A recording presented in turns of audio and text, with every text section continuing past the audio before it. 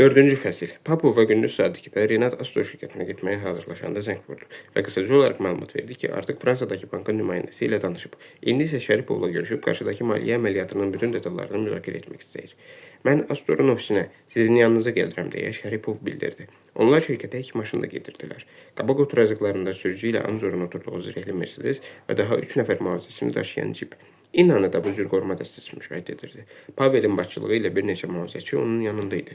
Renat şirkətə çatıb, nadir hallarda gəldiyi kabinetinə qalxdı. Onunla Papovanın kabinetləri arasında böyük qəbul otağı yerləşirdi. Renat hələ keçib öz böyük kreslosunda əyləşməmişdi ki, Nadejda Antolyevna içəri girdi. "Hər vaxtınız xeyir." Qadın salamlaşıb əlini uzatdı və Şəripovun əlini bərk sıxdı. Sonra qarşı tərəfdə əyləşdi. Onun əynində tünd rəngli, ciddi biçimli kostyum vardı. Papova kifayət qədər gözəl, amma mühafizəkar geyimlərə üstünlük verirdi. "Nə xəbər var?" deyə Renat maraqlandı. "Nəsə öyrənə bildinizmi?" "Əvvəlcə onu deyim ki, mən bugün vəzifə cinayətinə yol vermişəm." Şərif Papova sözü başladı. "Bu cür məsələləri telefonla müzakirə etmək olmaz. Heç vaxt və heç bir vəziyyətdə. Mən sizinlə olan söhbətimizi nəzərdə tuturam. Siz təkid etdiyinizə görə qəbul olunmuş qaydalardan kənara çıxmalı oldum. Məni düz başa düşün. Sənaye cəsusluğu deyilən bir anlayış var.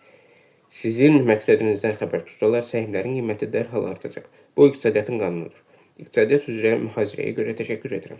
Renat başını tərpətdi. "Söz verirəm ki, bir daha telefonda heç nəyi müzakirə etməyəcəyim. Hərsənd belə düşünürəm ki, indi mənim şəxsiyyətim Xarkovdakı səhmdarlardan daha çox jurnalist və paparatsiləri maraqlandırır. Gəlin iş barəsində danışaq. Siz Fransa bankından kredit götürmək imkanı haqqında nə öyrənə bildiniz?" "Mən Parisdəki bankla danışdım." Nadejda Antolyevna başını tərpətdi. "Təbii ki, söhbət hələlik konkret rəqəmlərdən getmirdi. Yalnız hazırlıq məqsədi daşıyırdı.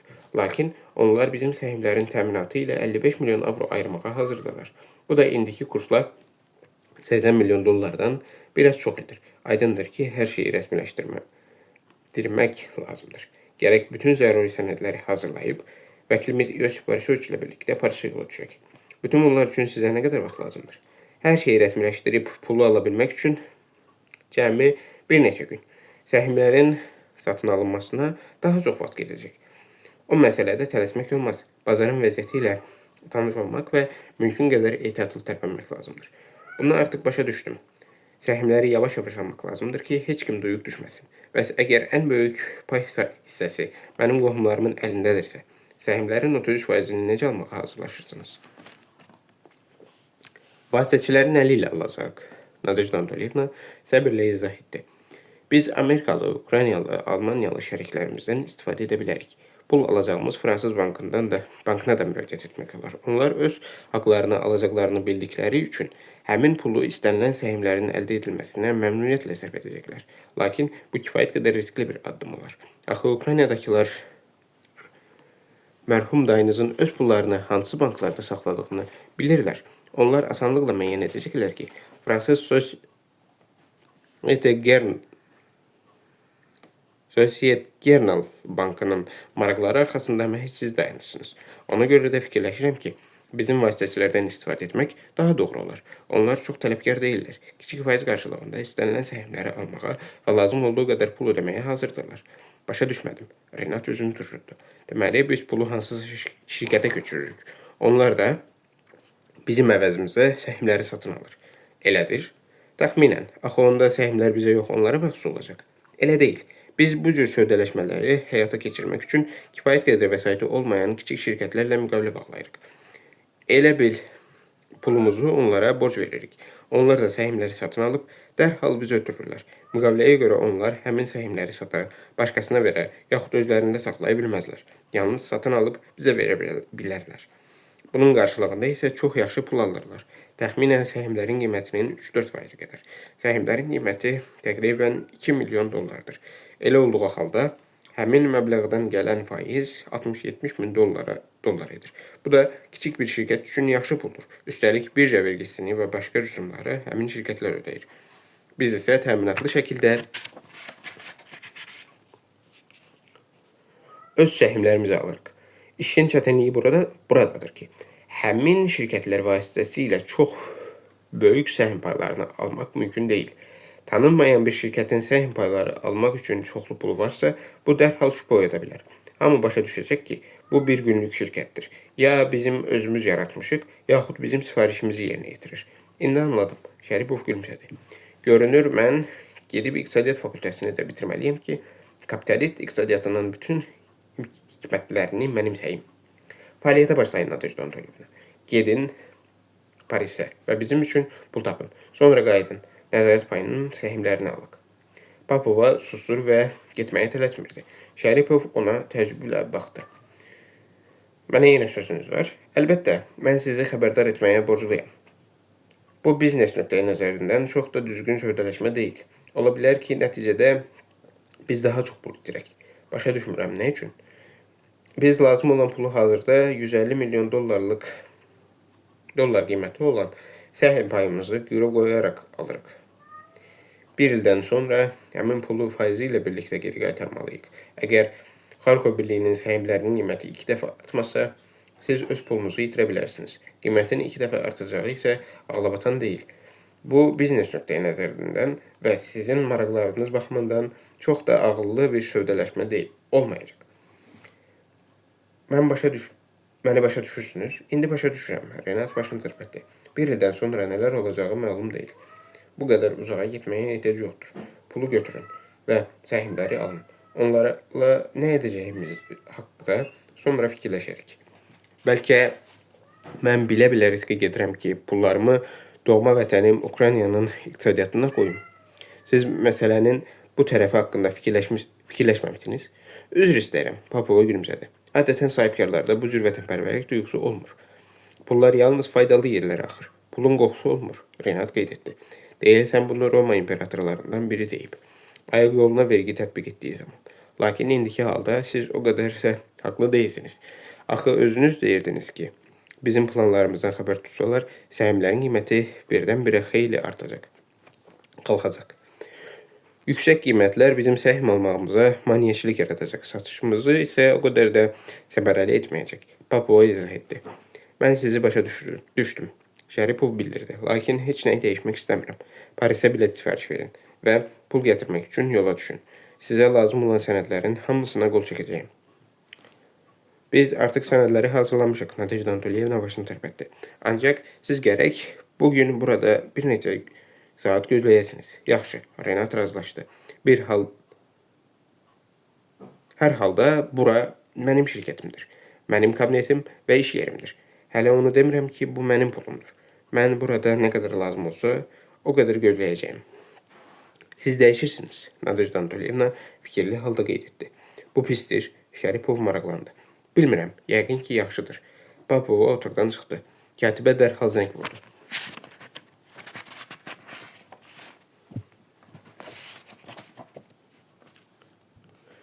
Sizə içməyə bir şey gətirimmi? Qəhvə yoxsa çay? Qara qəhvə, südlə, Renat xahiş etdi. İçinə qənd atmaq lazım deyil. Yaxşı olar ki, şəkər tozu gətirəsiniz. Mən özüm istədiyim qədər əlavə edərəm. Südü isə ayrı gətirin. Bu dəqiqə gətirirəm. Qız dərhal cavab verdi. Renat özündən narazı halda fikirləşdi ki, qızın heç üzünü də xatırlamır. Hansısa dumanlı cizgilər. Görəsən, necə adamdır? Cavandır, yoxsa qoca? Neçə yaş var? Necə görünür? Axı Renat kabinetə girəndə ona salam vermişdi. Lənət şeytana. O, ətrafında olan insanlara qarşı çox diqqətsiz və laqeyd olmağa başlayır. Əvvəllər salamlaşdığı hər kəsə diqqət yetirirdi. Lakin o zamanlar daim ehtiyat içində olan bir jurnalist idi. Müsahibəsinin yaxud yeni məqaləsinin uğuru çox zaman katibənin xoş münasibətindən asılı olurdu. İndi isə katibə ona xidmət göstərən böyük maşının yalnız bir hissəsidir. Məgər o öz mühafizəçilərinin hamısının adını və üzünü xatırlayır, ya da Astorun əməkdaşlarının adlarını. Əlbəttə xatırlamır. Şəripov yerindən qalxıb kabinetin arxasında yerləşən istirahət otağına keçdi. Papovanın artıq belə bir otağı yox idi. O, haqlı olaraq belə fikirləşirdi ki, bu qədər çox maaş alan müəssisə rəhbərinin istirahət etmək üçün ayrıca otağı olmamalıdır. Renat otağa göz gəzdirdi. Əvvəllər bura Astor şirkətinin keçmiş direktoruna məxsus idi. Şəripov onu oğurluq və saxtakarlıq etdiyinə görə işdən çıxarmışdı. O vaxtdan burada heç nə dəyişməmişdi. Böyük və dəbdəbəli divan plazma televizor, 2 kreslo, kiçik masa, bir neçə stul, soyuducu, vanna otağına açılan qapı. Sanki bura mötəbər bir sahibkarın istirahət otağı deyil, mehmanxana nömrəsi idi. Ümumiyyətlə, belə bir istirahət otağı sahibkarın nəyinə lazımdır? Renat televizora yaxınlaşdı. Kabinetin özündə də televizor var idi.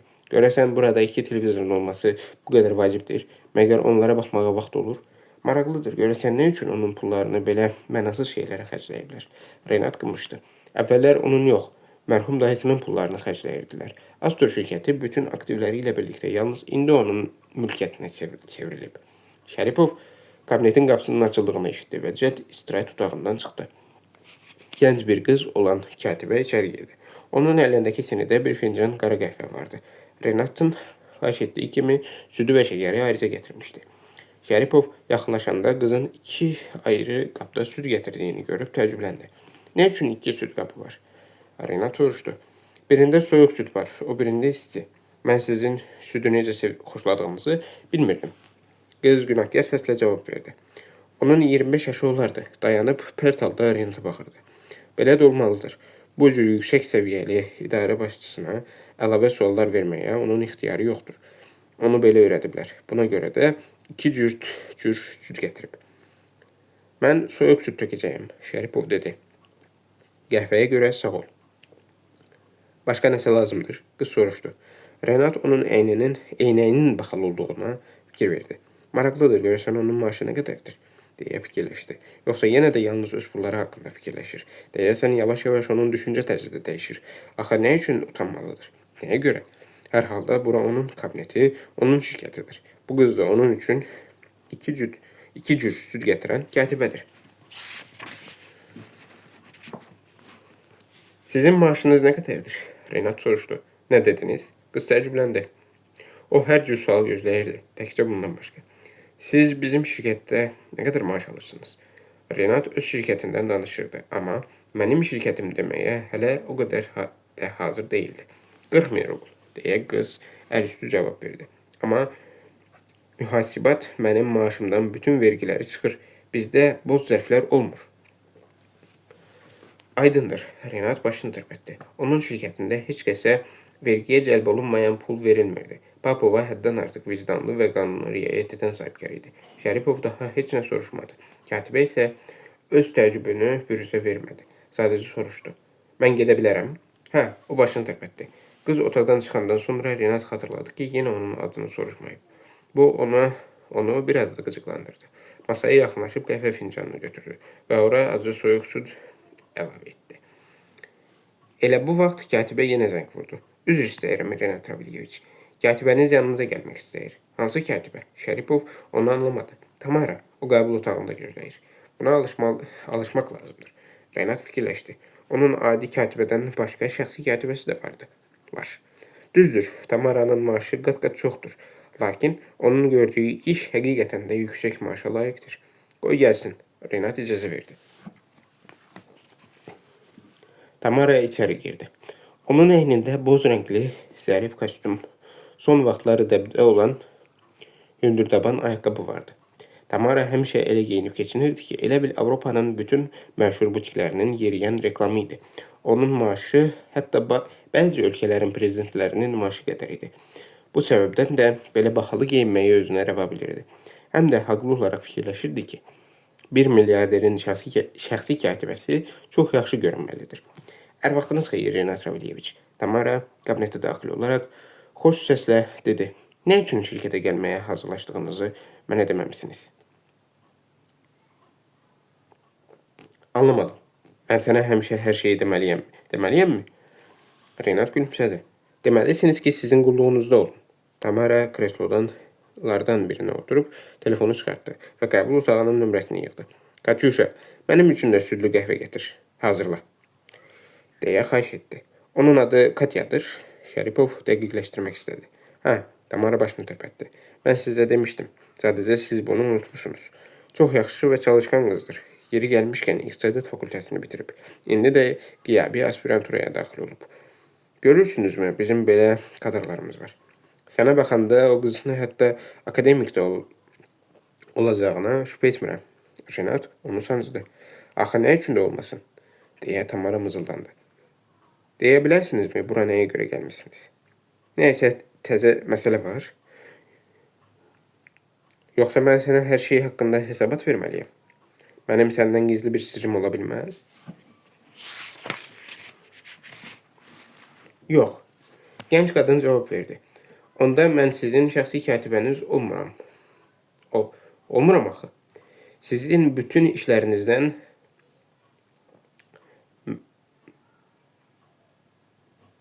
mənim xəbərim olmalıdır. Yalnız o halda mən sizə həqiqətən kömək edə bilərəm. Həm də məndən qorxmaq lazım deyil. Nə qədər ki milyardersiniz, mən sizi satmaram. Heç bir halda siz isə bütün ömrünüz boyunca milyarder olacaqsınız. Adam yaxşı şeylərə tez alışır. Mən də öz həyat tərzimi dəyişmək fikrində deyiləm. Ona görə də mənim üçün çox vacibdir ki, həmişə işimdən razı qalasınız. Mən də hələ bir neçə il sizin yanınızda çalışım. Sənə yekəxana olduğunu deyiblərmi? Bəs nə üçün yalnız bir neçə il? Sonra məndən bezəcəksiniz. İnsanlar onların haqqında özlərindən daha çox şey bilən köməkçilərinin yanlarında olmasını xoşlamırlar. Bu onları qıcıqlandırır və narahat etməyə başlayır. Əvvəl-axır sirləriniz yaranacaq. Ondan sonra fikirləşəcəksiniz ki, məndən yaxanızı qurtarmağımızın vaxtı çatıb. Mənim üçün bu şirkətdə başqa bir iş tapacaqsınız. Məsələn, Astor şirkətinin mətbuat katibi təyin edəcəksiniz. Yaxud başınızdan rədd etmək üçün hansısa reklam şöbəsi yaradacaq, məni ora müdir qoyacaqsınız. Hərdən fikirləşirəm ki, ömrümdə bu cür qadına rast gəlməmişəm. Şəripov etiraf etdi. Ağlın, səmimiyyətin, həyasızlığın, yekəxanalığın və işgüzarlığın bu cür inanılmaz qarışığı. Səni dövlət işinə irəli çəkmək lazımdır. Deputat yaxud nazir kimi. Hərdən mənə elə gəlir ki, sən heç nədən çəkinmirsən. Çünki mən elə yaşamağa çalışıram ki, heç nədən çəkinməyim. Həm də mənə heç kim mane olmasın. Tamara etiraf etdi. Katya onun üçün bir fincan qəhvə getirdi. Bu dəfə hər şeyi qarışdırmışdı. Çünki Tamaranın hansı qəhvəni xoşladığını bilirdi. Sağ ol, Tamara gülümsədi və qız otaqdan çıxdıqdan sonra dedi. Siz mənim sualıma cavab vermədiniz. Xarkov Meteorologiya Birliyinin səhmlərini almaq istəyirəm, Şəripov bildirdi. Nə üçün? Tamara özünü turşutdu. Onsuz da ən böyük səhm payı sizdədir. 17,5%. Onların səhmlərini almaq sizin nəyinizə lazımdır? Siz ki, Ukraynadakı vəziyyəti bilirsiniz. Çox mürəkkəb və qeyri-sabit vəziyyətdir. Səhmlər xeyli ucuzlaşa bilər. Nəzərə alın ki, axırıncı seçkilərdən sonra orada hakimiyyətə qərbçilər gəlib. Yəni, narıncı koalisiya. Deməli, onlar şərqdə yerləşən bütün müəssisələrdə xüsusi yoxlamalar keçirə bilərlər. Nəticədə, həmin şirkətlərin səhmlərinin qiyməti labid olaraq aşağı düşəcək. Onlar bunu heç olmazsa ona görə edəcəklər ki, öz şərqli rəqiblərini ziyana salsınlar. Əhsən, Renat ucadan dedi. Sən gərək siyasi iqtisad yaxud iqtisadi siyasət üzrə mühazirələr oxuyasan. Amma mən həmin birliyin səhmlərinin nəzarət payını ona görə almaq istəyirəm ki, şirkətin yeganə sahib olum. Məncə, bu səmərəli kapital qoyuluşudur. Nəzarət payını Tamara qəhvəsini axıracan içə bilməyib, fincanı masanın üstünə qoydu. Siz bilirsinizmi nəzarət payı hansı məbləğə başa gələcək? Siz o qədər pulu haradan tapacaqsınız? Bu mümkün deyil.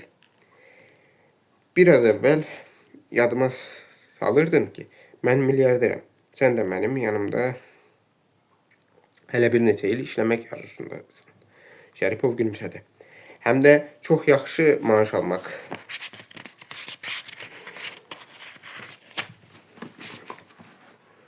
istəyirsən.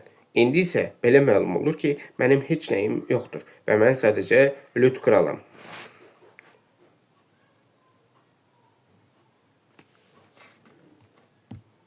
Andersen'in Çılpaq Kral haqqında nağılına işarədir. Kralam, mən elə demədim. Sizin çox böyük mirasınız var. Lakin indiki halda sizə nəqd pullar lazımdır. Nəqd pulunuz isə çox deyil. Daha doğrusu sizin hesablarınızda o qədər sərbəst vəsait yoxdur. Mənim bilmədiyim səbəblərə görə hesabların əksəriyyəti ya bağlanıb, ya da oradakı pullar hansısa Belçikalının adına keçirilib. Deyəsən Lero adlı birinin. Bəlkə o da dayınızın bacısının oğlu ya da özünün qeyri-qanuni oğlu imiş. Hər halda dayınızın onun üçün qoyduğu və sizin onun adına keçirdiyiniz pullar adamda belə bir fikir yaradır. Bu mənim şəxsi işimdir, Renat tez dedi. Əlbəttə şəxsi işinizdir, amma siz lazım olan pulu haradan tapacaqsınız? Axı bu işi 1 yaxud 10 milyon dollarla həll etmək mümkün deyil. Zənnimcə söhbət hardasa 100 milyon dollardan gedir. Başa düşməlisiniz ki, bu hətta sizin üçün də çox böyük puldur. Söhbət 100 yox, təxminən 80 milyon dollardan gedir. Şəripov məmnun halda cavab verdi. Həm də artıq pulu tapmışam. Ona görə də bura gəlmişəm ki, Nadejda Antoliyevna bütün sənədləri hazırlayıb imzalamaq üçün mənə təqdim etsin. O sabah səhər bizim vəkilimizlə birlikdə Parisə yola düşür. Narahat olma. Onlar pul gətirəcəklər. Deməli, mən nəyisə bilmirəm. Tamara razılaşdı. Ya da anlamıram. Gedim Papovanın yanına. Hər şeyi soruşub öyrənim. Həqiqətən siz gözümüzün önündə dəyişirsiniz. Ağlıma sığışdıra bilmirəm ki, Nadejda o qədər pulu haradan tapa bilər. Bunu bilmək maraqlı olardı. Yaxşı, get, Şəripov razılaşdı. Həm də onu tələssir. Mən burada axşama qədər otura bilmərəm. Axı, həm də İnna birazdan evə qayıdacaq. Bəlkə sizin üçün yeməyi elə bura sifariş verək. Tamara xəbər aldı. Yox, mən ac deyiləm. Yaxşı, mən bu dəqiqə hər şeyi öyrənərəm. Tamara yerindən qalxıb otaqdan çıxdı. Şəripov yenə tək qaldı. Katibənin adı nə idi? Deyəsən Katya. O daxili telefonun çağırış düyməsini bastı. Katya məmnunluqla dedi. Mənim üçün bir fincan da qəhvə getir. Biraz da soyuq süd. Amma qarışdırma. Mən özüm qarışdıraram. Son.